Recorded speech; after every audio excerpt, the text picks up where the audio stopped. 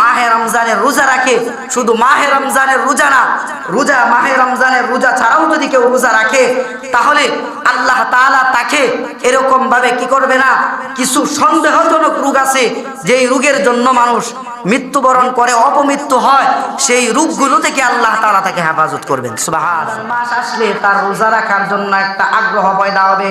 আর বেঈমান যে রোজা না রাখার জন্য তার ভিতরে সল সাতুরি সে তৈরি করবে, ঠিক কিনা বলেন, অজুহাত তৈরি করবে, চিন্তা করবে আরে মাথাটা ব্যথা নেই, আরে আমার তো প্রেসার, ডাক্তারের কাছে যাই, ডাক্তারের কাছে গেছে, ডাক্তারে কয় আপনার তো প্রেসার হাই, বেশিক্ষণ না খায়া থাকলে সমস্যা হইব।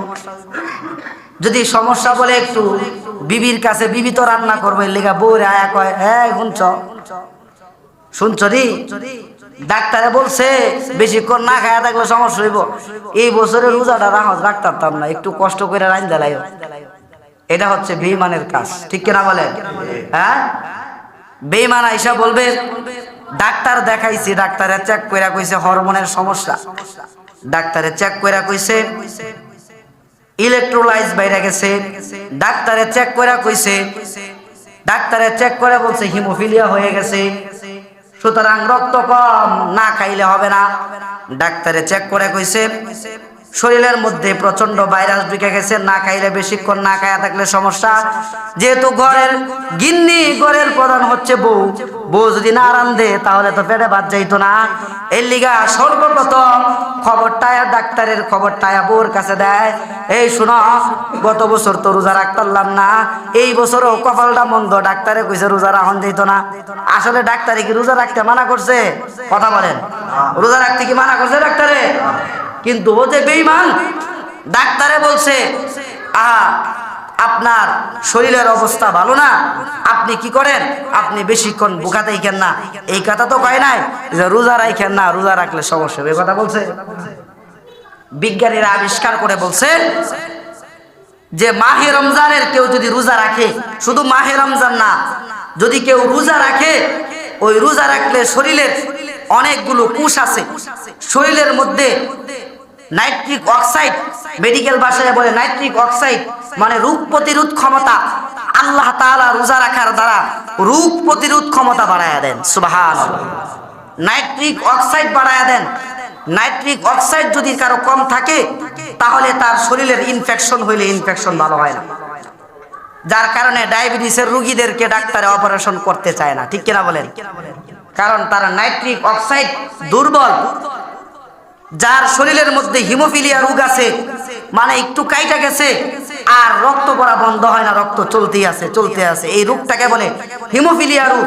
বলে ডাক্তাররা, বিজ্ঞানীরা আবিষ্কার করে বলেছে যে এরকম ভাবে কেউ যদি মাহে রমজানের রোজা রাখে, শুধু মাহে রমজানের রোজা না, মাহে রমজানের রোজা ছাড়াও যদি কেউ রোজা রাখে, তাহলে আল্লাহ তাআলা তাকে এরকম ভাবে কি করবে না, কিছু সন্দেহজনক রোগ আছে যেই রোগের জন্য মানুষ মৃত্যুবরণ করে, অপমৃত্যু হয়, সেই রোগগুলো থেকে আল্লাহ তাআলা তাকে হেফাজত করবেন। সুবহানাল্লাহ। হিমোফিলিয়া একটা রোগ, যেই রোগের চিকিৎসা বাংলাদেশে খুব ব্যয়বহুল, যেটাকে বলে রক্ত রোগ চিকিৎসা। এই সমস্যা সাধারণত কি একটু উষ্টা খাইলে, যদি পাও উষ্টা খায়া যদি শরীর কাইটা যায়, রক্ত পড়া বন্ধ হয় না, রক্ত পড়তে ব্যক্তিটা কি বাঁচবো না মরে যাবো? মরে যাবে। তো এই ব্যক্তির এক একটা ইনজেকশন লাগে 7,000 টাকা, এক একটা ইনজেকশন তাকে দিতে লাগে কয় হাজার? 7,000। এরকম 14 থেকে 15টা ইনজেকশন দেওয়ার পরে হয়তো সে একটু স্বাভাবিক হয়। বলে কেউ যদি রোজা রাখে, আল্লাহ তাআলা তাকে এই হিমোফিলিয়া রোগ থেকে হেফাজত করবেন। সুবহানাল্লাহ। কেউ যদি রোজা রাখে, তার হার্টকে আল্লাহ এরকম ভাবে সতেজ রাখবে।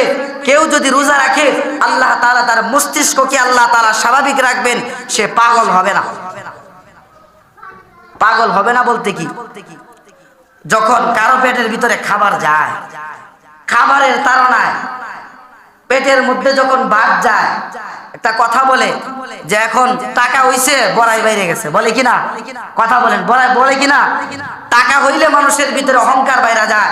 ঠিক তদ্রুপ যখন কারো পেটে খাবার যায়, তখন সেই ব্যক্তিটাও হিংস্র হয়ে যায়। কি হয়ে যায়? হিংস্র হয়ে যায়। রোজা এমন একটা জিনিস, এমন একটা ইবাদত যে কিনা সমস্ত খারাপ কাজ থেকে বিরত রাখে। সুবহানাল্লাহ। সমস্ত খারাপ কাজ থেকে কি রাখে? বিরত রাখে। সুতরাং ইমানদার রোজা থেকে পলায়ন করবে না, নামাজ থেকে পলায়ন করবে না। ইমানদার রোজা আসতেছে, সে রোজার জন্য আফসোস করবে যে আল্লাহ এই বছর যেন আল্লাহ রোজাটা রাখতে পারি, আল্লাহ তুমি সেই তৌফিক দাও। এই জন্য সে কি করবে? আল্লাহর কাছে এরকম ভাবে নেক হায়াত চাইবে। কি চাইবে? নেক হায়াত। আর বেঈমান হায়াত চাইবো, ঠিক হায়াত চাইবো, কিন্তু আমল করার জন্য না, বিল্ডিং বানানোর লেগে হায়াত চাইবো। কিসের জন্য? কথা বলেন, কিসের জন্য হায়াত চাবে?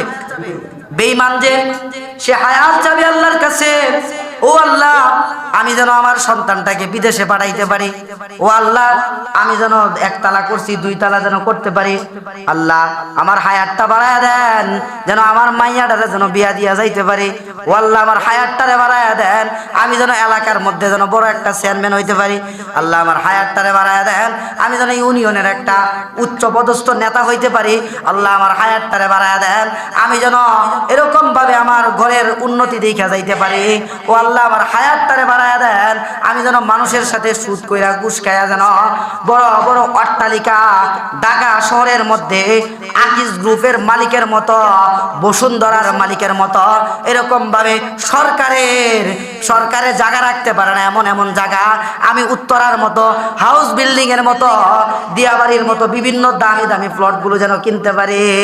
ঠিক কিনা বলেন? বেঈমান সে হায়াত চায় গুনাহ করার জন্য। কিসের জন্য বলেন? কথা কয় না। কিসের জন্য? সুদ খাওয়ার জন্য, ঘুষ খাওয়ার জন্য, রোজা না রাখার লাইগা, যে আল্লাহ রোজা রাখলে যদি মইরা যাইগা, রোজা রাখলে যদি পেটের খিদায় মইরা যায়, ও আল্লাহ আল্লাহ আমার হায়াতটা বাড়ায়া দেন যেন আকাম কুকাম বেশি করতে পারি। কথা কয় না।